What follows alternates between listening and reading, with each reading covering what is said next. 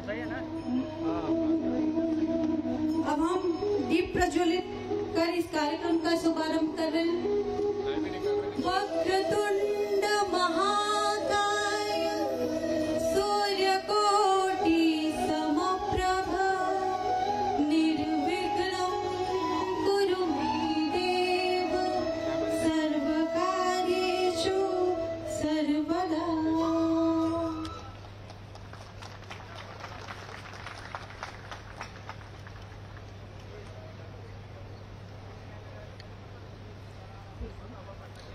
सभी सम्मानित अतिथियों, आदरणीय किसानों एवं आप सभी को हमारा प्यार भरा शत शत नमस्कार, सुस्वागतम।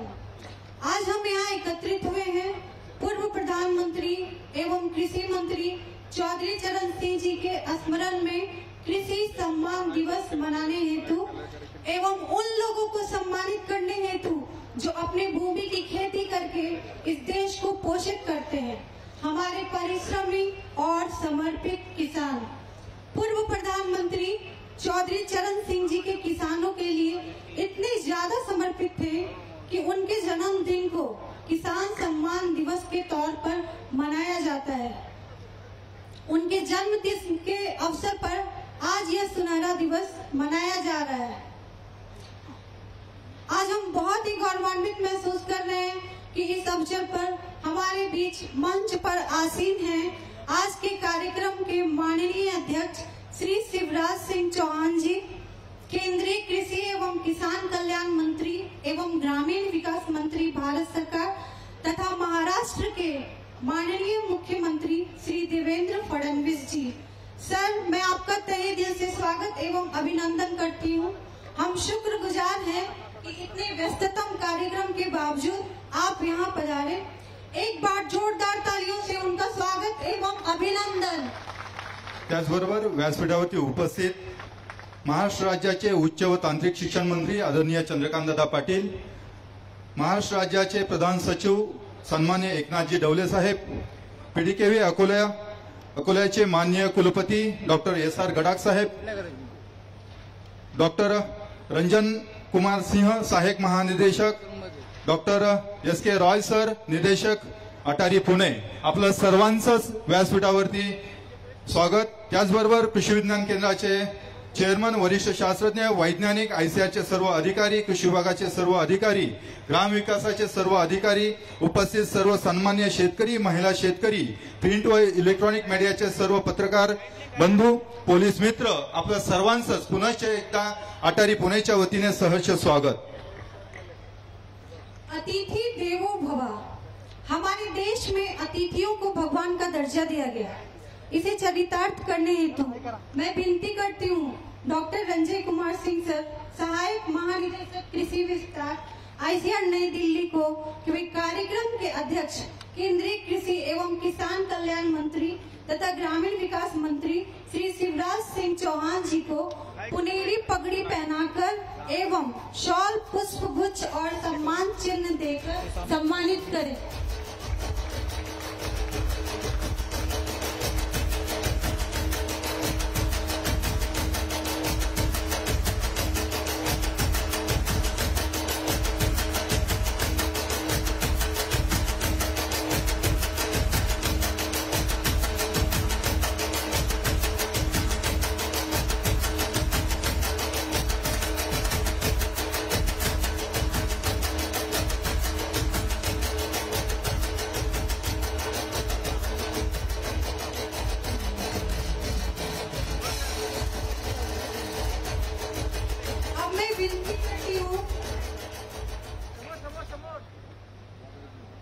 अब मैं विनती करती हूँ अटारी निदेशक डॉक्टर एस.के. रॉय सर से कि हमारे महाराष्ट्र के चहेते माननीय मुख्यमंत्री श्री देवेंद्र फडणवीस जी को शॉल, पुष्पगुच्छ, सम्मान चिन्ह देकर सम्मानित करें एवं पुनेरी पगड़ी पहनाएं।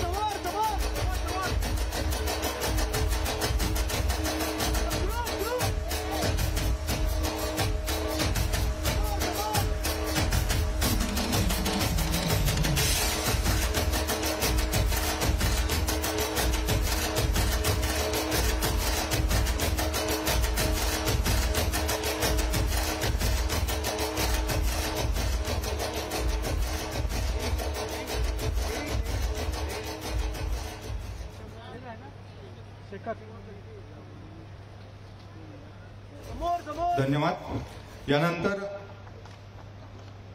यानंतर पुढील सन्मान होतोय तो महाराष्ट्र राज्याचे उच्च शिक्षण मंत्री आदरणीय चंद्रकांत दादा पाटील।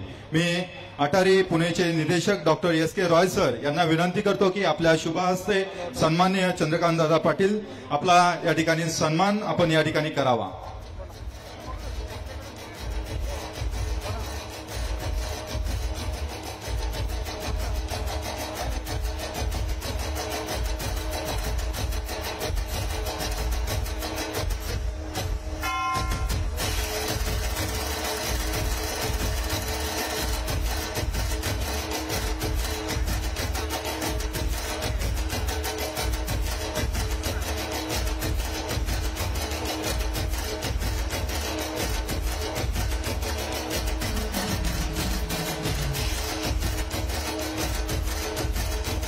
धन्यवाद। यानंतर पुढील सन्मान होतोय तो ग्रामीण विकास मंत्रालयाचे सन्मान्य एकनाथजी ढवले साहेब। या ठिकाणी मी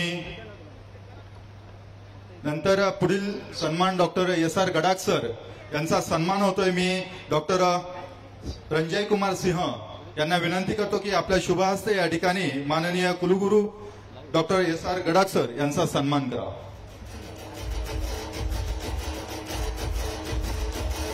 श्री एकनाथजी ढवले साहेब यांचा देखील सन्मान होतोय।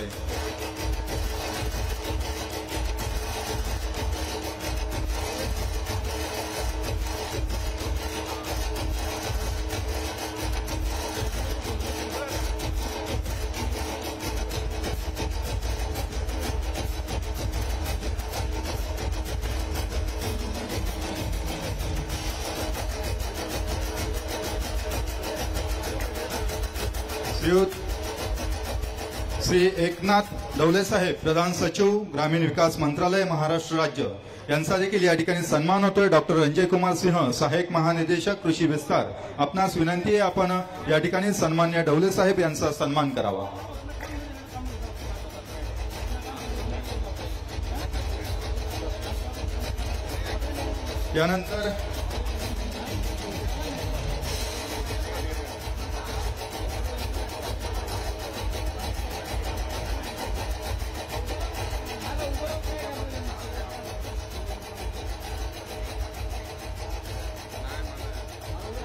यानंतर पुढील सन्मान होतोय तो डॉक्टर सॅम्युअल प्रवीण कुमार संयुक्त सचिव कृषी मंत्रालय भारत सरकार। मी डॉक्टर शकीर अली सर यांना विनंती करतो की या ठिकाणी डॉक्टर सॅम्युअल प्रवीण कुमार यांचा सन्मान करावा।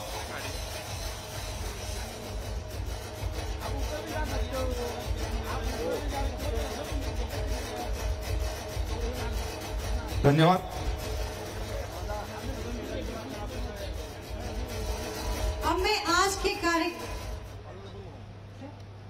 अब मैं इस प्रोग्राम के आयोजक एवं अटारी पुणे के निदेशक डॉक्टर एस.के. रॉय सर से निवेदन करती हूं कि वो प्रस्तावना रूप संबोधन करें।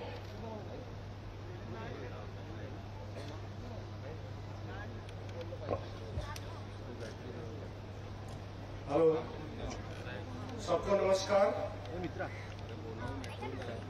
आज का ये विशेष अवसर हम सभी के लिए अत्यंत गर्व और प्रेरणा का दिन है, क्योंकि हम किसान सम्मान दिवस के आयोजन के लिए यहाँ एकत्रित हुए हैं। सबसे पहले मैं आईसीआर अटारी पुणे और उसके अंतर्गत आने वाला कृषि विज्ञान केंद्र महाराष्ट्र, गुजरात और गोवा की ओर से हम ऐतिहासिक कार्यक्रम में अध्यक्ष आदरणीय केंद्रीय कृषि एवं किसान कल्याण मंत्री तथा केंद्रीय ग्रामीण विकास मंत्री माननीय श्री शिवराज सिंह चौहान जी का स्वागत और अभिनंदन करता हूं। कार्यक्रम में प्रधान अतिथि महाराष्ट्र के माननीय मुख्यमंत्री श्री देवेंद्र फडणवीस जी का मैं हृदय से स्वागत और अभिनंदन करता हूं। मंच उपविष्ट विशिष्ट अतिथियों माननीय श्री चंद्रकांत पाटिल जी, माननीय उच्च एवं तकनीकी शिक्षा मंत्री और संसदीय कार्य मंत्री महाराष्ट्र सरकार, माननीय doctor S R. Gadakh ji, honourable vice chancellor PDKV Akola, Shri Eknath Edul ji, ग्रामीण विकास मंत्रालय के प्रधान सचिव Shri Pravin Samuel ji, joint secretary कृषि और किसान कल्याण विभाग doctor R K. Singh sahab, assistant director general ICR agriculture extension, ICR संस्थाओं के सभी निर्देशकों, प्रेस एंड मीडिया, वैज्ञानिक समुदाय, अधिकारी गण और हमारे देश के कृषक भाई बहनों जो इस प्रोग्राम में भाग ले रहे हैं, सभी को हमारा नमस्कार तथा स्वागत और अभिनंदन करता हूं। माननीय मंत्री श्री शिवराज सिंह चौहान जी, आपकी उपस्थिति इस कार्यक्रम के नया ऊंचाई प्रदान करती है। आपने किसानों के कल्याण, आधुनिक कृषि तकनीक के प्रचार प्रसार और भारत के आत्मनिर्भर बनाने के दिशा में जो कदम उठाए हैं वो समर्पण और दृढ़ संकल्प का प्रतीक है। आपकी उपस्थिति इस कार्यक्रम के हम सभी को, कृषि विज्ञान केंद्र को प्रेरणा और ऊर्जा प्रदान करते हैं। ये अवसर हम सभी के लिए विशेष है क्योंकि ये दिन हमारे किसानों के असाधारण योगदान की सम्मान करने का और उनकी मेहनत को सराहने का प्रतीक है।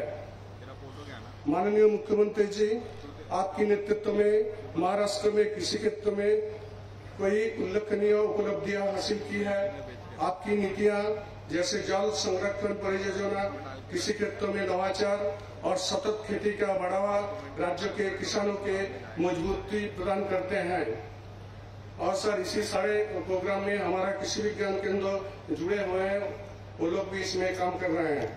आपने हमेशा किसानों के कल्याण को प्राथमिकता दी है और उनके जीवन स्तर के सुधारने के लिए निरंतर प्रयास किया है। आपकी उपस्थिति इस कार्यक्रम में किसानों के प्रति आपकी समर्पण और की उन्नति के प्रति आपकी प्रतिबद्धता का दर्शाती है। सर, किसान सम्मान दिवस भारत के भूतपूर्व प्रधानमंत्री और कृषि मंत्री माननीय श्री चौधरी चरण सिंह जी की जयंती का उपलक्ष्य में मनाया जाता है। यह दिन हर वर्ष 23 दिसंबर को मनाया जाता है। चौधरी चरण सिंह जी ने अपने जीवन में किसानों को भलाई, कृषि सुधार और ग्रामीण विकास के लिए समर्पण किया। किसान सम्मान दिवस उन किसानों के असाधारण मेहनत, योगदान और समर्पण के समन्वित करने के दिन है जिन्होंने भारत के कृषि को मजबूती प्रदान की है। आईसीआर अटारी, पुणे, महाराष्ट्र, गुजरात और गोवा के कृषि विज्ञान केंद्र के माध्यम से किसानों के एक नई तकनीक और जान देने के पहुंचाने का कार्य करता है। ये संस्थान किसानों और वैज्ञानिकों के बीच एक सशक्त कड़ी के रूप में कार्य करता है। आज के ये अवसर पर हम किसानों को सफलता का कहानी को साझा करने और उनके योगदान को सम्मानित करने के लिए एकत्र हुए हैं। आपके मार्गदर्शन में कृषि क्षेत्र में किए गए नवाचार और योजनाओं जैसे प्रधानमंत्री किसान सम्मान निधि, डिजिटल कृषि और प्राकृतिक खेती किसानों के जीवन में सकारात्मक बदलाव ला रही है। माननीय मंत्री जी, आपके नेतृत्व में इस किसानों के नई दिशा और ऊर्जा देने के सफल होंगे। अंत में एक बार फिर आप सभी माननीय विभूतियों का हार्दिक स्वागत और अभिनंदन करता हूं। आइए हम सब मिलकर ये संकल्प लें, भारतीय कृषि और हमारे किसानों के प्रगति के लिए हम अपने प्रयासों के और अधिक मजबूत और प्रभावशाली बनाएंगे। धन्यवाद। जय हिंद, जय किसान। धन्यवाद सर।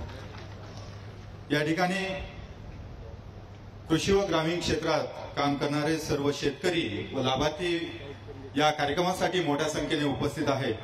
आपल्या सर्वांच्या वतीने आजच्या कार्यक्रमाच्या निमित्तानं मनोगत व्यक्त करण्यासाठी आपण पीएम आवास योजनेचे जुन्नर पुणे येथील लाभार्थी श्रीमती मंगल गजानन हिलाल यांना मंचावरती मनोगत व्यक्त करण्यासाठी आमंत्रित करतो।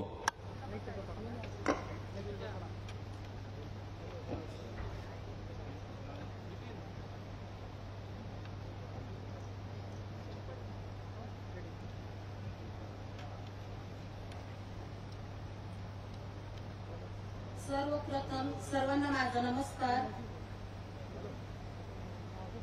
व्यासपीठावरील उपस्थित मान्यवर आणि बंधू आणि भगिनींनो, माझे नाव मंगल गजानन हिलम, राहणार मड, तालुका जुन्नर, जिल्हा पुणे. यापूर्वी जर माझी परिस्थिती पाहिली तर मी झोपडीमध्ये राहत होते, पण आताची परिस्थिती जर पाहिली तर मला PM जनमन योजनेअंतर्गत मला घरकुल मिळाले आणि त्या घरकुला मार्फत मला 2 लाख रुपये सुद्धा मिळाले. तर मी आज पक्क्या घरामध्ये राहत आहे आणि मी खुश आहे आणि आनंदी सुद्धा आहे. तर मी शासनाचे मनापासून आभार मानते. धन्यवाद. धन्यवाद ताई. यानंतर PM आवास योजनेचे दुसरे लाभार्थी पुणे जिल्ह्यातील खेड तालुक्यातील राजगुरुनगर येथील श्री विशाल बबन वेताळ यांना मी मंचावरती आपले विचार मांडण्यासाठी आमंत्रित करतो. व्यासपीठावर उपस्थित मान्यवर आणि समोर जमलेले माझे बंधू आणि भगिनींनो, मी विशाल बबन वेताळ, राहणार कुरोळी, जिल्हा पुणे येथील PM आवास योजना टप्पा क्रमांक 2 चा लाभार्थी आहे. यापूर्वी मी कच्च्या घरात राहत होतो. PM आवास योजना टप्पा क्रमांक 2 मधून मला घरकुल मंजूर झाले. त्या अंतर्गत मी माझे पक्क्या घराचं स्वप्न पूर्ण झालं. आता मी माझ्या पक्क्या घरात राहत आहे. यासाठी मी शासनाचा उपयोग PM आवास योजनेचा आभारी आहे. धन्यवाद. धन्यवाद. त्याचबरोबर कृषी क्षेत्रात अनेक शेतकरी या ठिकाणी कार्यरत आहेत आणि ह्या सर्व योजनांचा, विविध योजनांचा लाभ देखील घेत असतात आणि ह्या सर्वच शेतकऱ्यांच्या वतीने शेतकरी उत्पादक कंपनीचे सदस्य, लखपती शेतकरी म्हणून ज्यांची ओळख कृषी विज्ञान केंद्राच्या कार्यामुळे झाली असे पाथर्डी येथील प्रगतशील शेतकरी शशिकांतजी शिंदे यांना मी व्यासपीठावरती आमंत्रित करतो. आपले विचार या ठिकाणी सर्वांसमोर आपण ठेवावेत.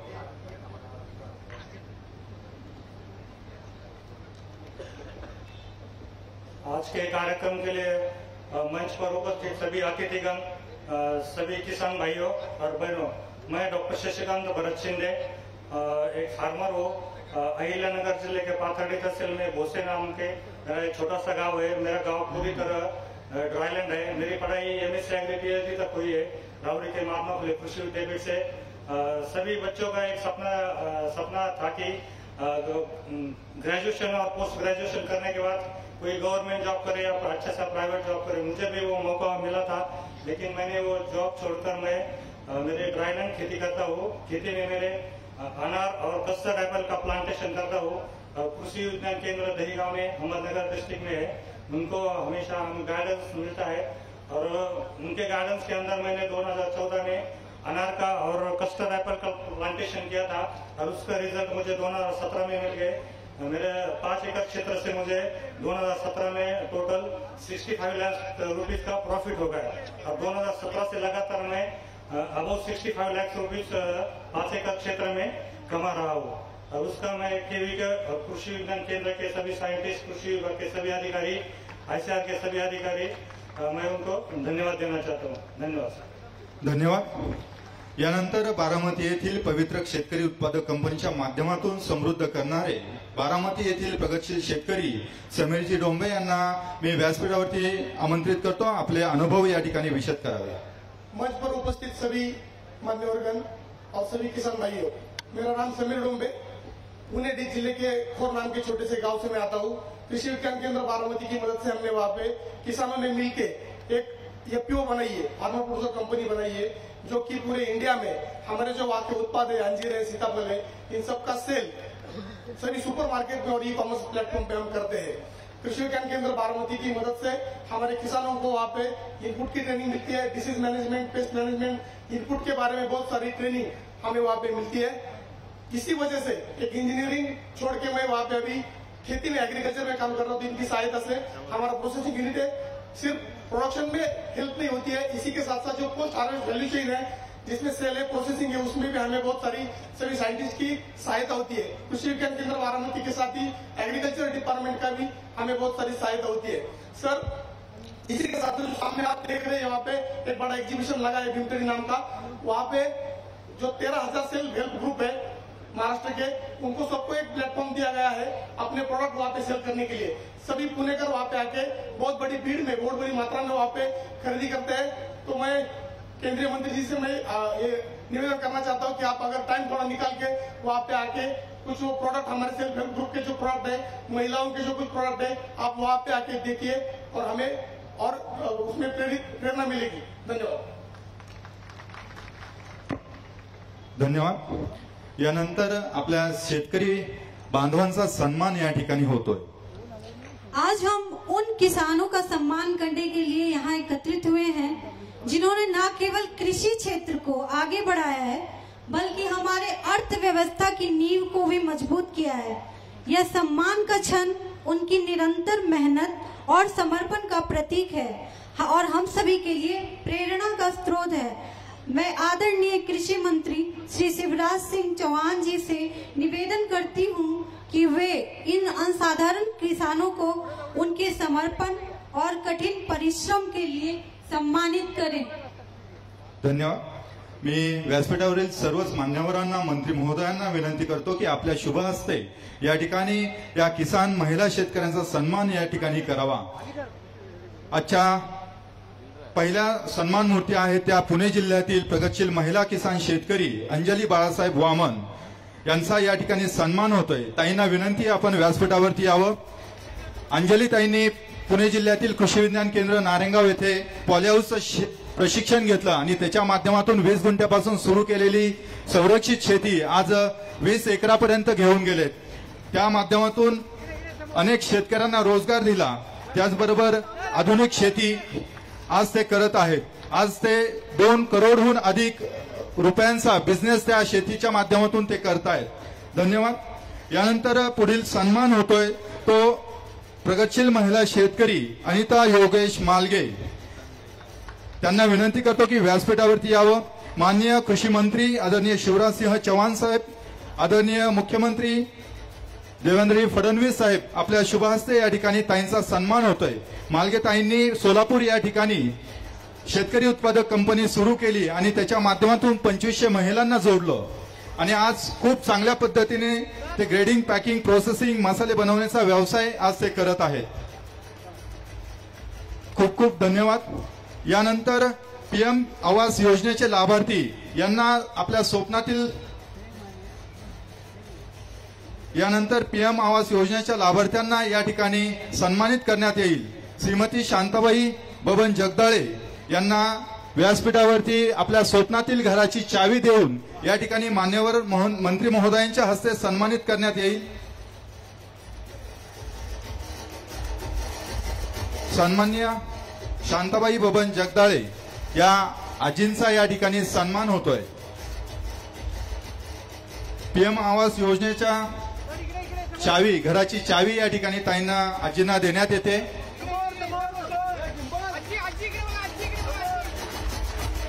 यानंतर पुढील सन्मान या ठिकाणी श्रीमती सुरेखा नवनाथ मुळे या देखील पीएम आवास योजनेच्या लाभार्थी आहेत।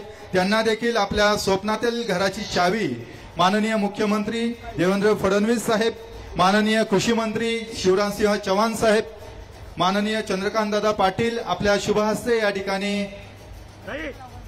देण्यात येईल।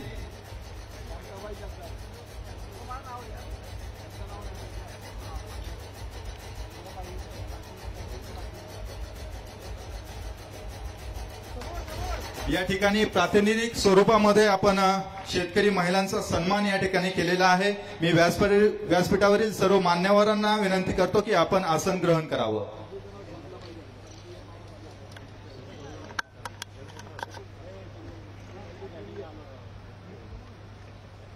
यानंतर आजच्या या कार्यक्रमाच्या निमित्तानं, आपला किसान सन्मान दिवसाच्या निमित्तानं या ठिकाणी आपल्या महाराष्ट्र राज्याचे माननीय मुख्यमंत्री आदरणीय देवेंद्र फडणवीस साहेब या ठिकाणी उपस्थित आहेत। मी सन्माननीय मुख्यमंत्री साहेबांना विनंती करतो की या ठिकाणी आपल्या उपस्थित सर्व शेतकरी बांधवांना संबोधित करावं।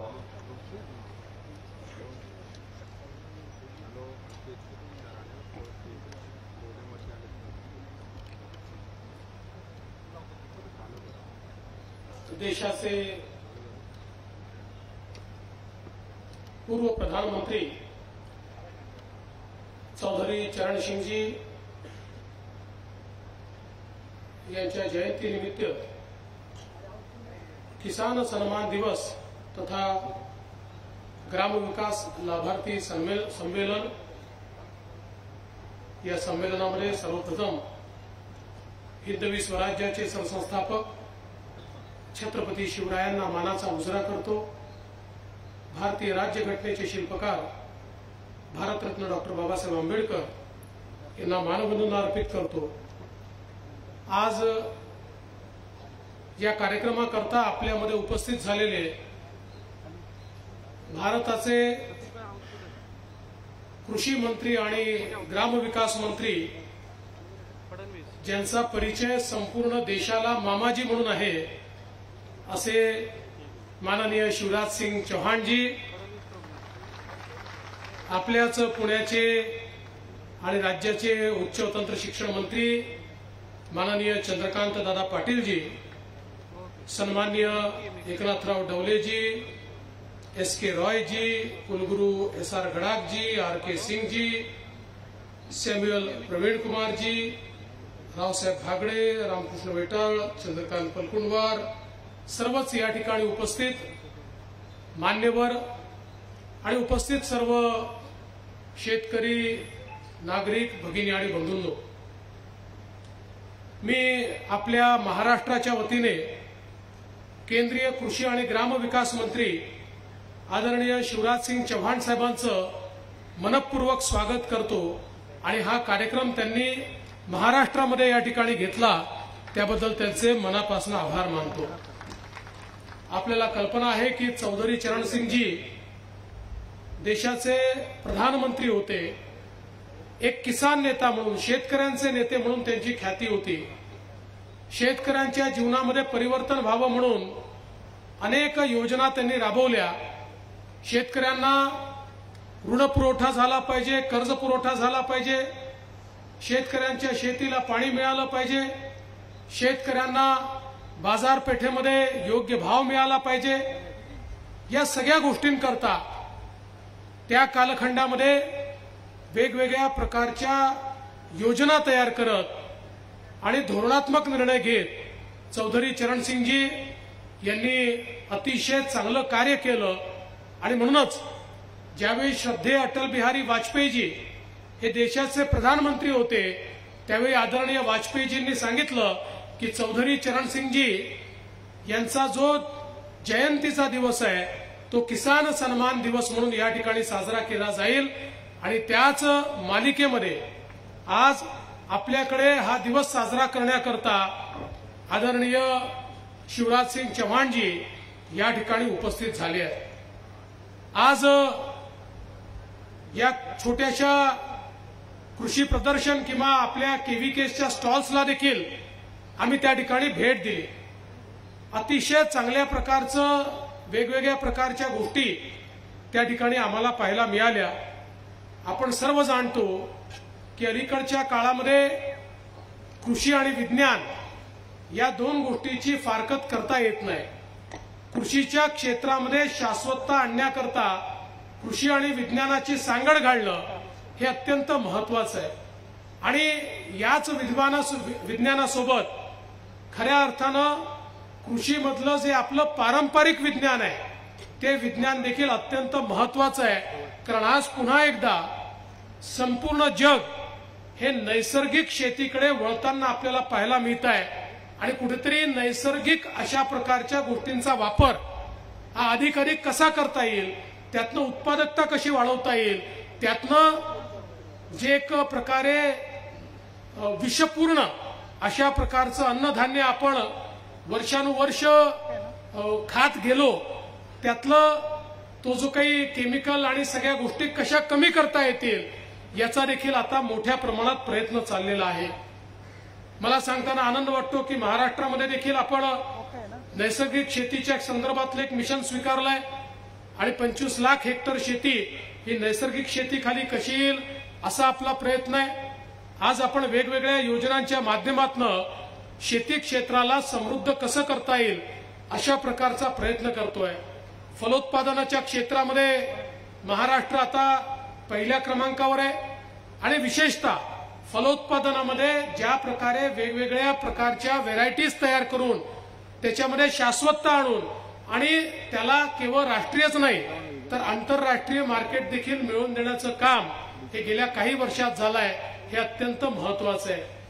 देशाचे प्रधानमंत्री माननीय नरेंद्र मोदीजी यांनी सातत्याने भूमिका मांडली की शेतकऱ्यांना त्यांच्या शेतीमध्ये प्रयोगशील राहावं लागेल आणि अलीकडच्या काळामध्ये शेतीचं क्षेत्र कमी झाल्यामुळे त्या कमी क्षेत्रामध्ये उत्पादकता वाढवून आणि कल्पकतेच्या माध्यमातून शेती फायद्याची कशी करता येईल हा प्रयत्न आपल्याला करावा लागेल.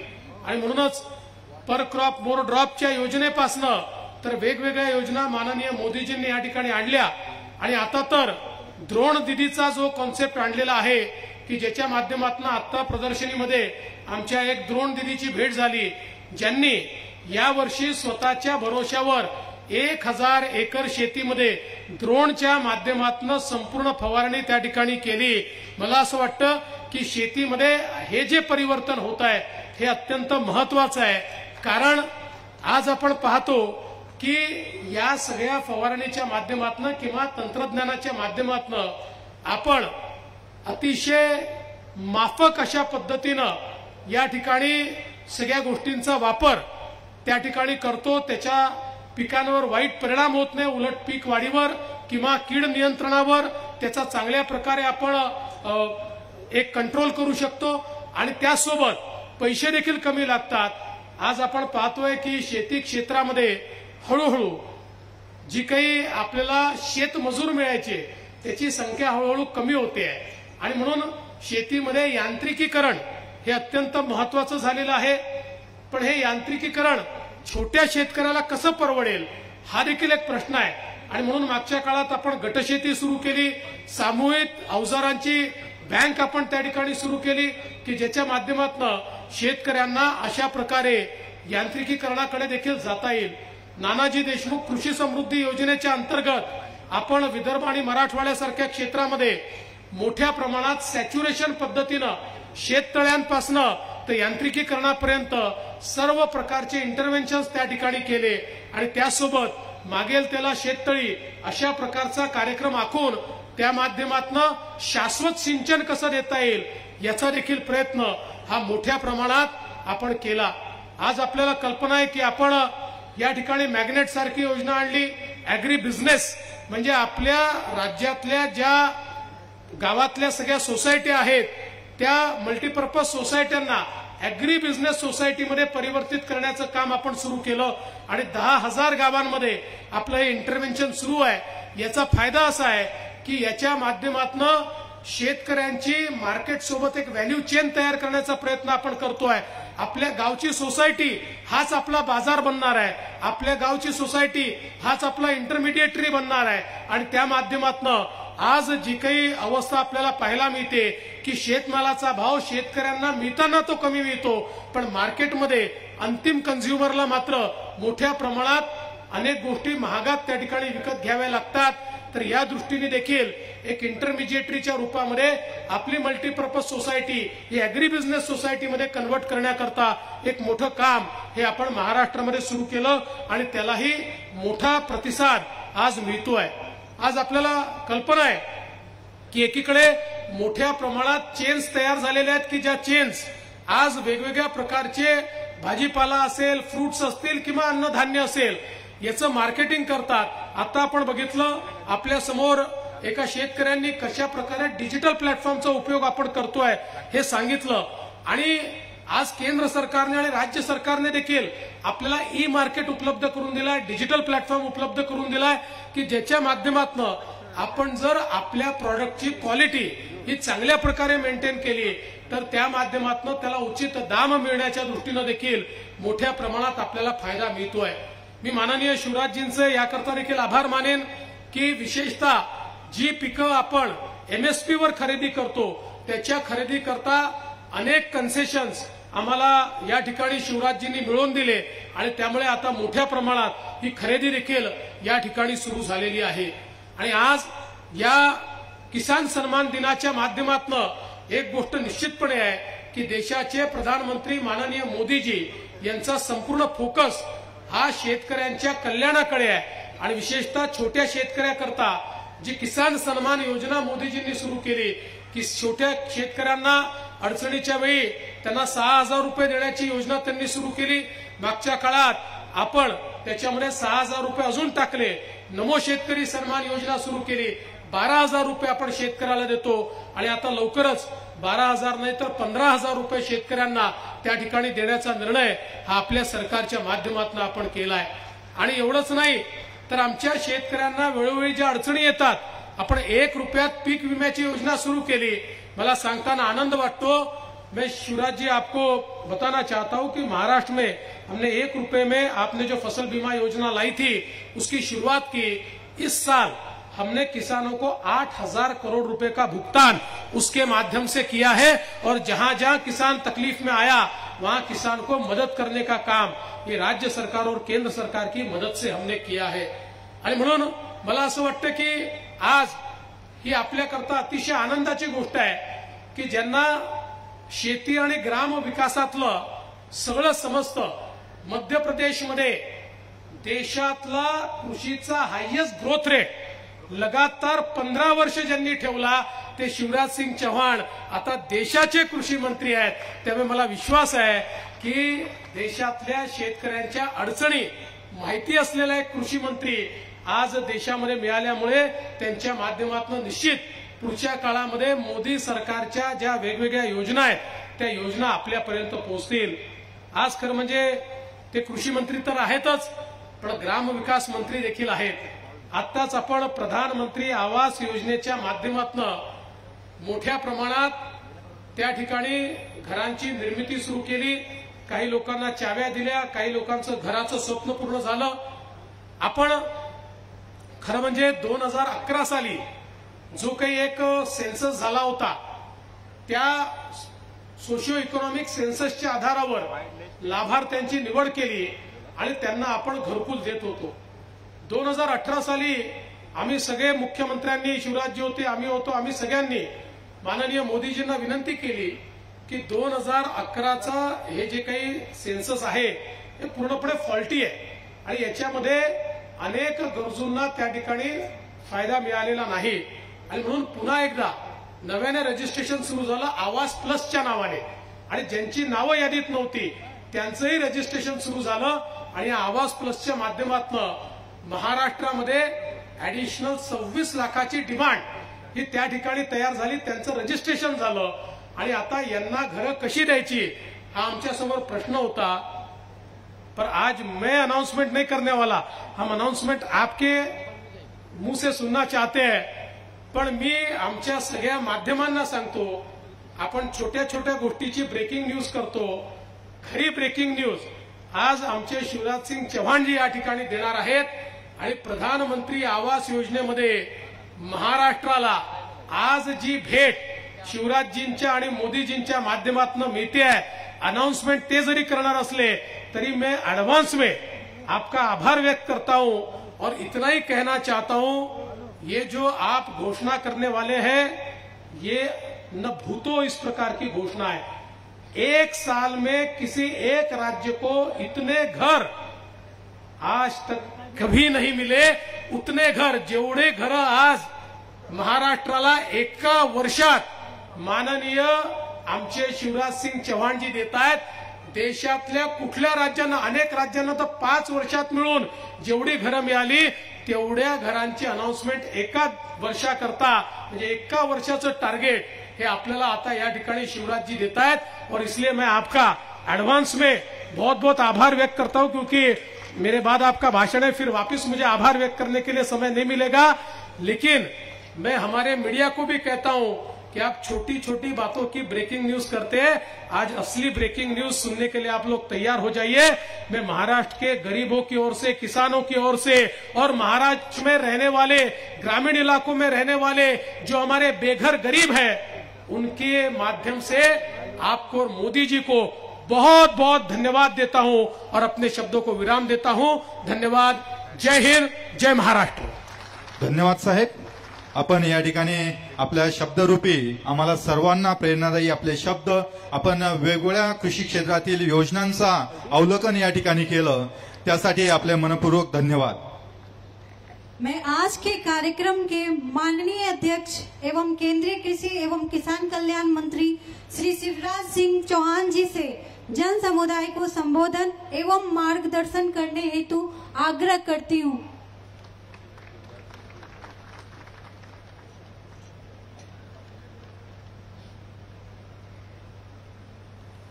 लाड़की बहनों के लाडले भाव, जोर से ताली बजाएं जरा। क्या महाराष्ट्र के फिर यशस्वी मुख्यमंत्री और देश में जनता जिनको बहुत प्यार करती है, बहुत लाड़ करती है, ऐसे आदरणीय श्रीमान देवेंद्र फडणवीस जी, हमारे चंद्रकांत दादा पाटिल जी, वो तो टॉफी दे रहे थे तो मुझे समझ में नहीं आया। मैंने कहा दादा समझ रहा भी मैं बच्चा ही हूं, लेकिन भाव ने बताया कि वो तो हर एक को टॉफी देते हैं। हमारे आदरणीय माननीय चंद्रकांत दादा पाटिल जी, एकनाथ जी, एस.के. राय जी, एस.आर. गडाख जी, आर.के. सिंह जी, सैमुअल प्रवीण जी, यहां उपस्थित मेरी बहनों, भाइयों और भांजे और भांजियों, आप सबको दोनों हाथ जोड़ के प्रणाम। आप सबको नमस्कार। माझा महाराष्ट्रांशी सखोल संबंध आहे, मी महाराष्ट्राचा जवाई आहे। और जब जब महाराष्ट्र आता हूं, और वैसे देवेंद्र जी मेरे छोटे भाई, तो मन आनंद और प्रसन्नता से भर जाता है। आज सबसे पहले भारत के भूतपूर्व प्रधानमंत्री, कृषि मंत्री और देश के ऐसे किसान नेता जिन्होंने पूरा जीवन किसानों की सेवा में समर्पित किया, स्वर्गीय चौधरी चरण सिंह जी के चरणों में प्रणाम करता हूं। आज उनका जन्मदिन है और उनका जन्मदिन किसान दिवस के रूप में मनाया जाता है। छत्रपति शिवाजी महाराज के चरणों में प्रणाम और भारत रत्न डॉक्टर बाबा साहब अंबेडकर जी के चरणों में प्रणाम। बहनों और भाइयों, चौधरी चरण सिंह जी ऐसे किसान नेता थे जिनने कांग्रेस में रहते हुए पंडित जवाहरलाल नेहरू जी की किसान नीतियों का तीखा विरोध किया था और मानने से इनकार कर दिया था। उन्होंने जमींदारी प्रथा का अंत किया था, यूपी में तो पूरी ताकत के साथ किया था, और पूरा जीवन किसानों के लिए जीते रहे चौधरी चरण सिंह जी। लेकिन इस देश में कांग्रेस के रहते कभी ऐसे नेताओं का सम्मान नहीं हुआ। और जैसा भाई देवेंद्र जी बता रहे थे, अटल जी ने उनके जन्मदिन को किसान दिवस के रूप में मनाए जाने का फैसला स्वर्गीय अटल बिहारी वाजपेयी जी ने लिया था। आज उनके चरणों में प्रणाम। और मुझे कहते हुए प्रसन्नता है, आज हमारे प्रधानमंत्री नरेंद्र मोदी जी सचमुच में भारत को भगवान का वरदान, और किसानों के लिए जो वो काम कर रहे हैं अद्भुत और अभूतपूर्व है। लेकिन आज का दिन इसलिए भी विशेष है कि महाराष्ट्र में सरकार बनने के बाद, देवेंद्र जी के शपथ लेने के बाद, शायद ये कार्यक्रम पहला होगा या पहले ही सार्वजनिक कार्यक्रम है।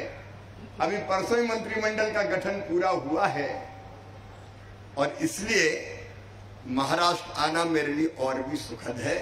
और मैं तो आपका आभार प्रकट करता हूं, प्रधानमंत्री नरेंद्र मोदी जी के प्रति अगाध श्रद्धा, प्रेम और विश्वास, और भारतीय जनता पार्टी और महायुति और देवेंद्र जी पर आपने जिस प्रेम की वर्षा की है उसके लिए आपका हृदय से आभार प्रकट करता हूं, आपको हृदय से धन्यवाद देता हूं। लेकिन देवा भाव केवल बनने के लिए नहीं बने, महाराष्ट्र की जनता की जिंदगी बदलने के लिए मुख्यमंत्री है। महायुति की सरकार महाराष्ट्र की प्रगति और विकास में कोई कसर नहीं छोड़ेगी, और प्रधानमंत्री नरेंद्र मोदी जी का तो महाराष्ट्र पे और विशेष लाल है।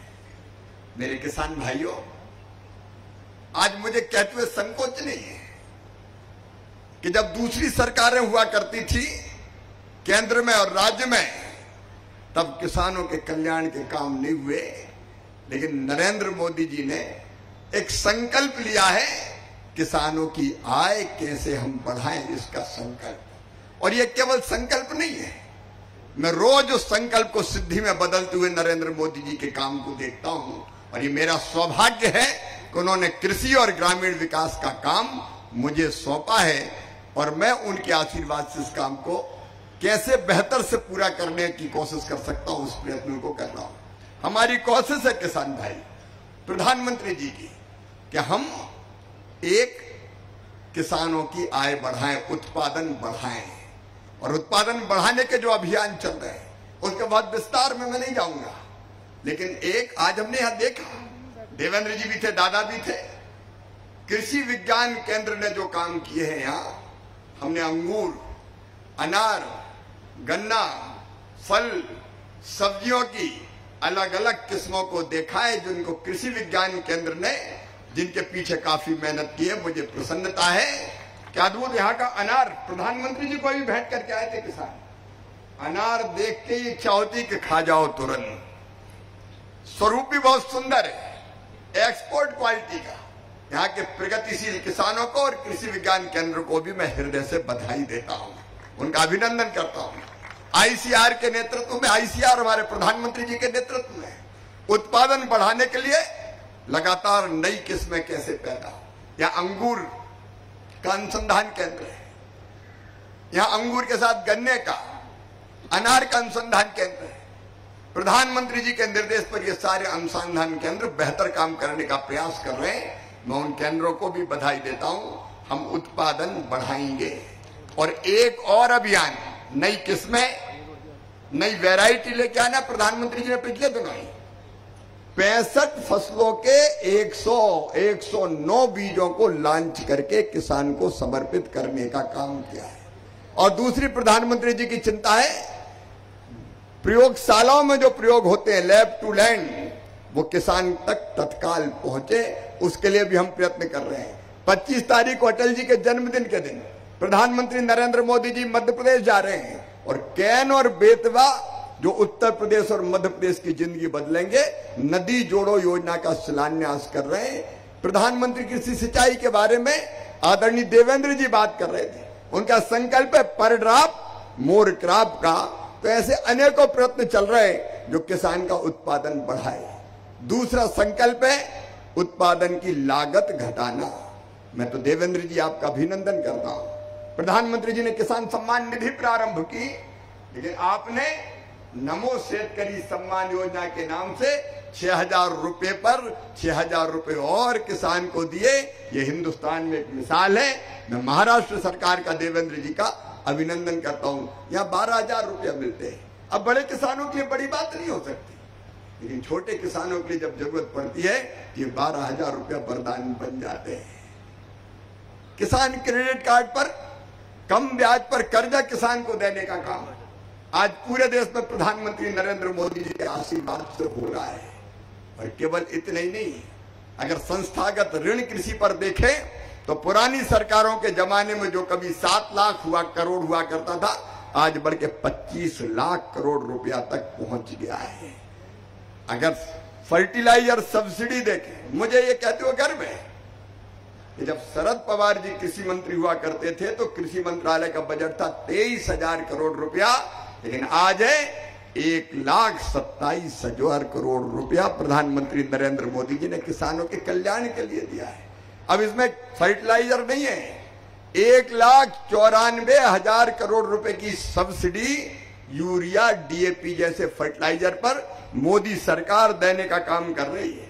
45 किलोग्राम का जो पैक यूरिया का आपको 266 रुपया में मिलता है, उस पर 2100 रुपया नरेंद्र मोदी सब्सिडी देते हैं। भारत सरकार सब्सिडी देती है तब मिलता है। वैसे ही डीएपी पे जो 50 किलोग्राम की एक बोरी मिलती है, 1,083 रुपये आपको कीमत पड़ती है, लेकिन उस पर भी 1,350 रुपया सब्सिडी नरेंद्र मोदी और भारत सरकार देती है। पिछले 10 साल में 12 लाख करोड़ रुपए की सब्सिडी अगर दी है खादों पर, तो नरेंद्र मोदी जी की सरकार ने दी है। मैं उन सब चीजों के बहुत विस्तार में नहीं जाना चाहता, लेकिन इससे लागत कम होती है, प्रधानमंत्री फसल बीमा योजना, अगर नुकसान हो जाए तो नुकसान की भरपाई करने का काम।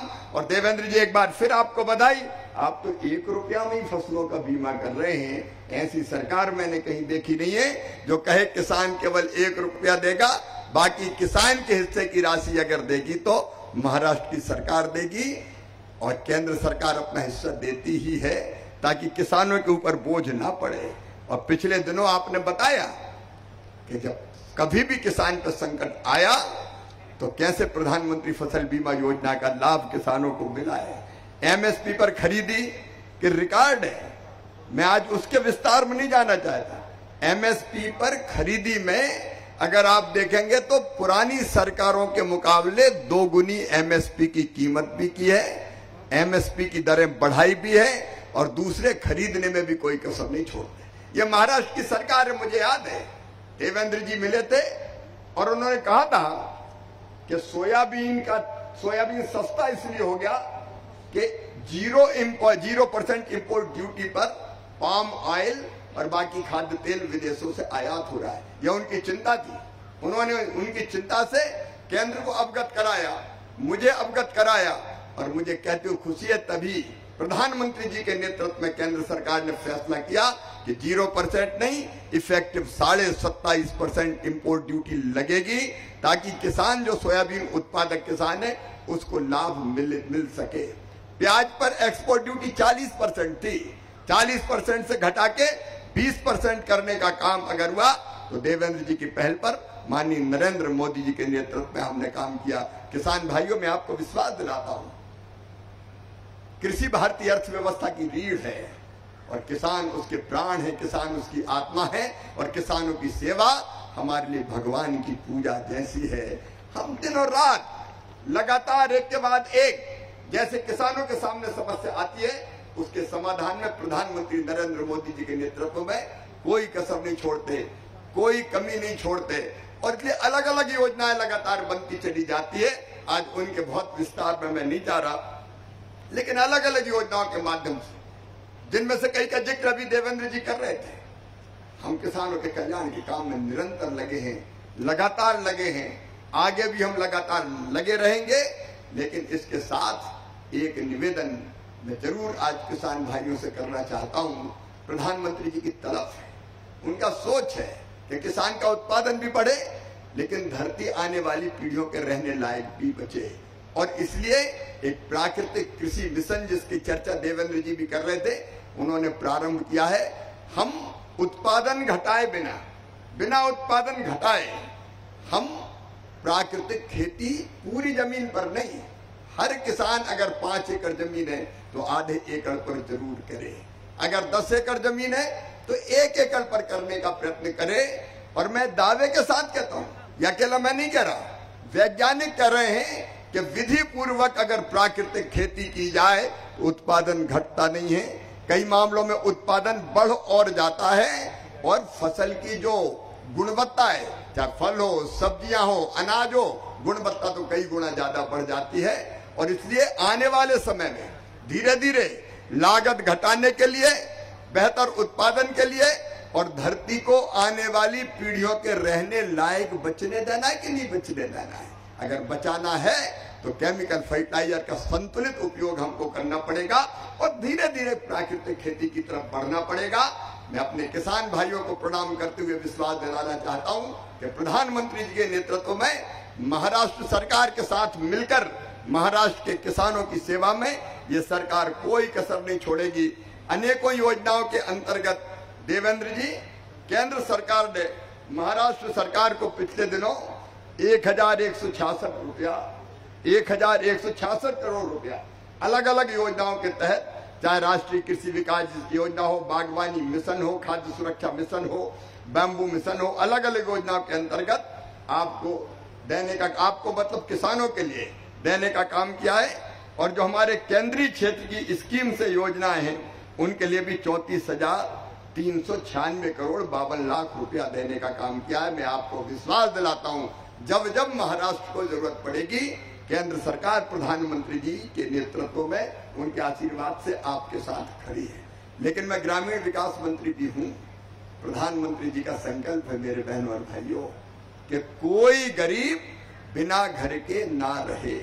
हर एक गरीब के पास कच्चा नहीं पक्का मकान होना चाहिए। प्रधानमंत्री जी कहते हैं दरिद्री हमारा नारायण है, वही हमारा भगवान है, उसकी सेवा कर ली तो भगवान की पूजा हो गई। और इसलिए संकल्प अनेकों हैं गरीबी दूर करने के।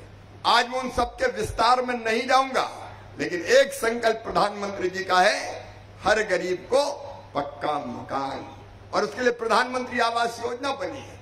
मैं देवेंद्र जी आपको फिर बधाई इसलिए देता हूं कि प्रधानमंत्री आवास योजना के अलावा भी आपने समाज के हर वर्ग के अलग अलग गरीबों के मकान बनाने की अनेकों योजनाएं बनाई है। चाहे हमारे एससी भाई बहनों, एसटी भाई बहनों या बाकी हमारे भाई बहनों, उनके मकान के लिए महाराष्ट्र सरकार भी अलग से प्रयत्न कर रही है। लेकिन प्रधानमंत्री आवास योजना के अंतर्गत हमारी कोशिश है, और आज मैं प्रधानमंत्री जी का संकल्प, मोदी है तो मुमकिन है, क्योंकि वो ही सोचते हैं, वो ही कहते हैं कोई गरीब कच्चे मकान में नहीं रहेगा, हर एक को पक्की छत चाहिए, हर एक को पक्का मकान चाहिए। और इसलिए तीसरी बार नरेंद्र मोदी जी के प्रधानमंत्री बनने के बाद हमने पहले, ये सरकार तीसरी बार बनते ही प्रधानमंत्री जी के नेतृत्व में महाराष्ट्र सरकार को पहले हमने लगभग 6 लाख मकान गरीबों के 6,37,089 6,37,089 मकान ग्रामीण विकास मंत्रालय की तरफ से दिए थे। प्रधानमंत्री जी के आशीर्वाद से, महाराष्ट्र से तो वो विशेष स्नेह करते हैं। महाराष्ट्र में कोई गरीब बिना मकान के, पक्के मकान के नहीं रहना चाहिए, हर एक का पक्का मकान बन जाए, उनका संकल्प है। और उनके संकल्प को पूरा करने में सरकार कोई कसर नहीं छोड़ेगी। तो 6,37,089 मकान पहले मिले, और आज प्रधानमंत्री जी के आशीर्वाद से देवेंद्र जी 13,29,678 मकान महाराष्ट्र को आवास प्लस योजना के अंतर्गत फिर से देने का काम किया जा रहा है। तो कुल मिला के एक ही साल में 19,66,767 मकान महाराष्ट्र को मिल रहे हैं। आज तक इतनी बड़ी संख्या में कभी किसी प्रदेश को, किसी सरकार से गरीबों के लिए इतने मकान नहीं मिले। और लगभग 40,000 पीएम जनमन के अलग है, तो 20 लाख से ज्यादा मकान केवल एक वित्तीय वर्ष में महाराष्ट्र को मिलना महाराष्ट्र के प्रति मोदी जी के प्रेम को दर्शाता है, हमारे संकल्प को दर्शाता है कि कोई गरीब बिना पक्के मकान के नहीं रहेगा। और मुझे पूरा विश्वास है कि देवेंद्र जी के नेतृत्व में 1 साल के अंदर ये मकान बन के तैयार हो जाएंगे, मकान बनकर तैयार हो जाएंगे। और एक बात और, गरीब बहनों और भाइयों, मोदी जी जो कहते हैं वो करते हैं। इस संकल्प को जल्दी पूरा हम करना चाहते हैं। इस कार्यक्रम को, इस संकल्प को हम जल्दी पूरा करना चाहते हैं। देवेंद्र जी ने अभी आपको बताया कि आवास प्लस के बाद भी कई गरीब ऐसे छूट गए थे जिनका नाम नहीं आ पाया था, नाम नहीं आ पाया था। और वो जब भी कभी हमारे दादा भी जाए क्षेत्र में, ग्रामीण क्षेत्रों में, तो माताएं बहनें आ जाती थी और ये कहती थी कि हमारा तो नाम ही नहीं है और अलग से नाम जोड़ नहीं सकते। इसलिए प्रधानमंत्री नरेंद्र मोदी जी ने तय किया कि एक बार आवास प्लस के मकानों के अलावा एक बार फिर से सर्वे किया जाएगा, और उस सर्वे में जितने नाम छूट गए गरीबों के जिनके आवास प्लस में नहीं थे, उन सबके नाम प्रधानमंत्री आवास योजना में जोड़े जाएंगे, ताकि कोई गरीब ना रहे बिना मकान के। और उसमें भी देवेंद्र जी 3 बदल हमने किए हैं।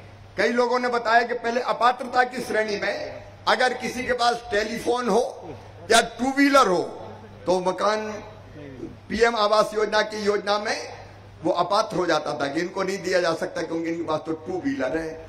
अब 2 व्हीलर तो आजकल सभी के पास है, कोई बिना 2 व्हीलर के रह सकता है क्या?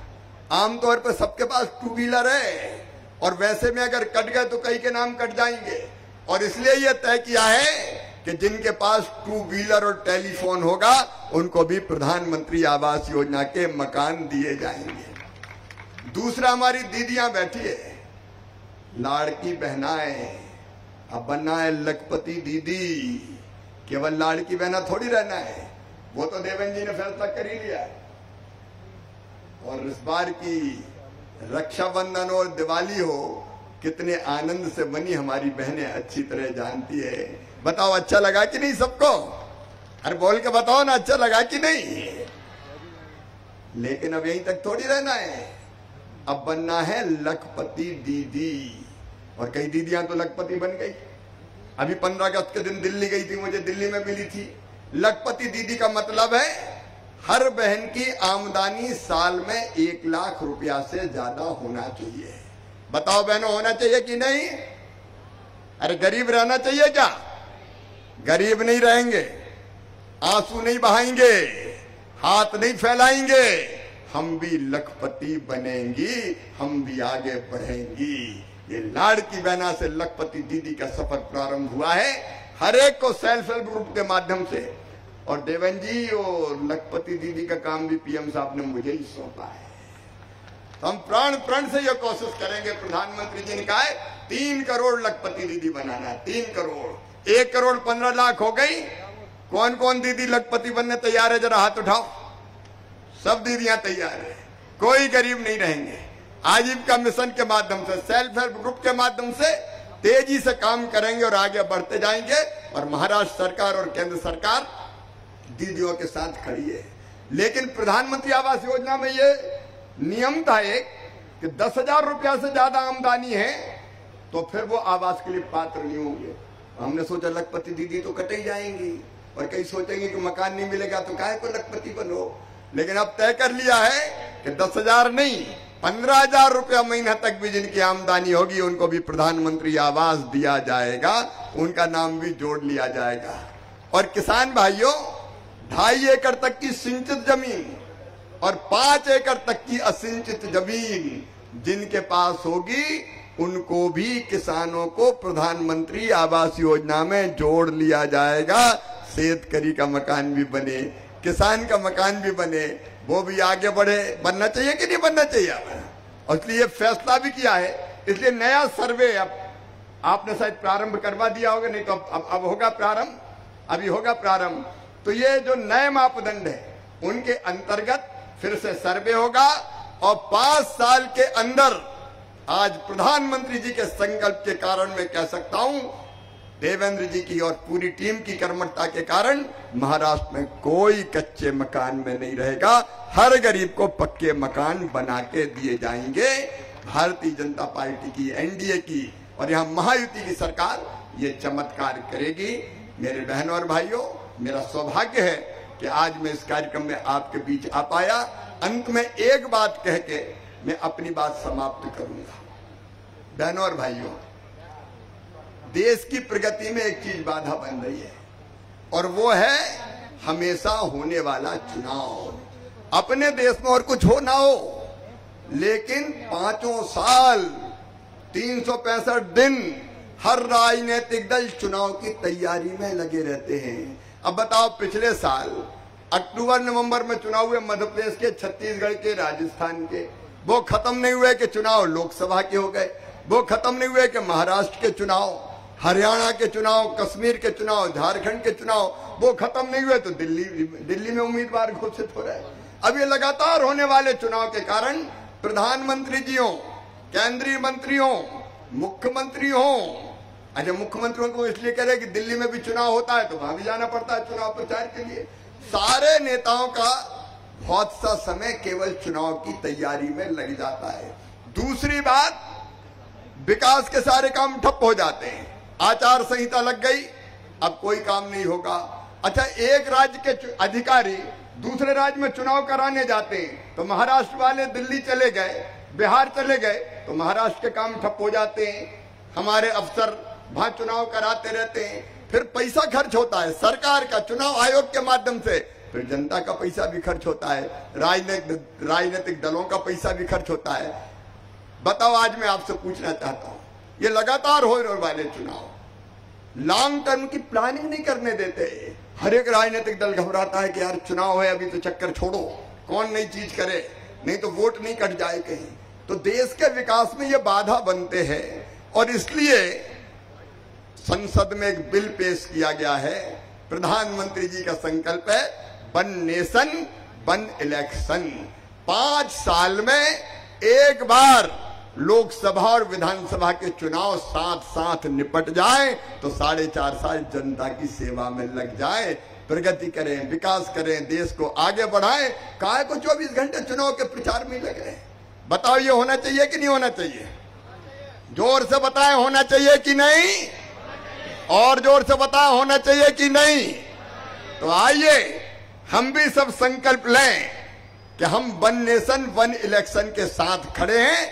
संविधान में संशोधन हो और 5 साल में एक बारी लोकसभा और विधानसभा के चुनाव होना चाहिए, ताकि बाकी समय सरकारें जनता की भलाई के काम करते रहें। अब सब साथ है ना इस संकल्प के?